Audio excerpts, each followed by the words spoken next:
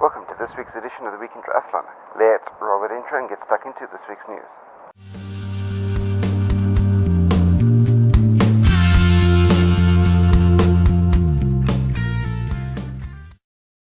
Like and subscribe for more. Shocking news from South Africa this week. Just 2 weeks ago, triathlete Roberto Chances Mantekon was robbed at gunpoint on the day before the World Cup race in Cape Town, South Africa. But nothing was reported on this normal daily crime in that country. This past Tuesday, however, 26-year-old athlete Plengi Gwala suffered a horrific attack. Gwala is a member of the Elite Athlete Development Program in South Africa, and he was attacked and robbed while training. The attackers, however, attempted to saw off his legs with a blunt chainsaw.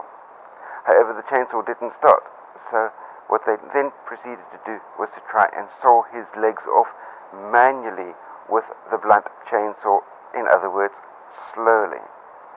And obviously, they couldn't get this right because the blunt, unoperating chainsaw wasn't able to get through his bones.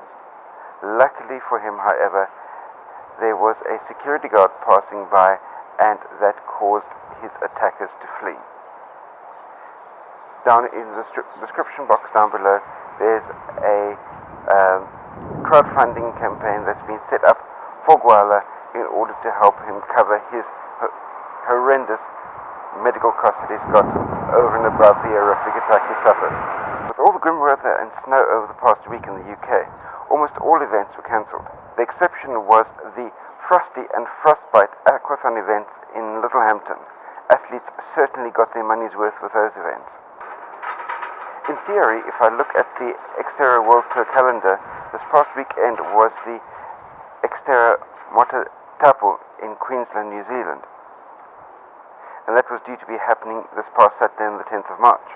However, if I look at their Facebook page, there's only mentions of the 2019 event entries opening on the 30th of April.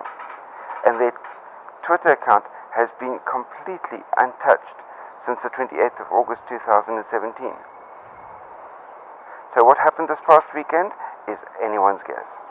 The Women for Tri Development Program is offering grants of up to $2,500 to clubs worldwide for projects, especially those that bring new female athletes into the sport. This past Saturday was the ITU World Cup in Mululaba, Australia, and that was won by Emma Jeffcoat and Richard Murray. Sunday was the inaugural edition of the Ironman 70.3 Bariloche in Patagonia, Argentina. The women's race was run by Alicia Kay and Terenzo Bozon, hot on the heels of his Ironman New Zealand win last weekend, took the men's title. That brings me to the end of this week's edition of the Week in Triathlon in the incredibly windy corner of Spain. Be sure to like this video, share it out amongst your friends. If you're new to my channel, hit that subscribe button that's down there. And last but by no means least, until the two of us meet again, stay carved up for the win. See you next time. Cheers.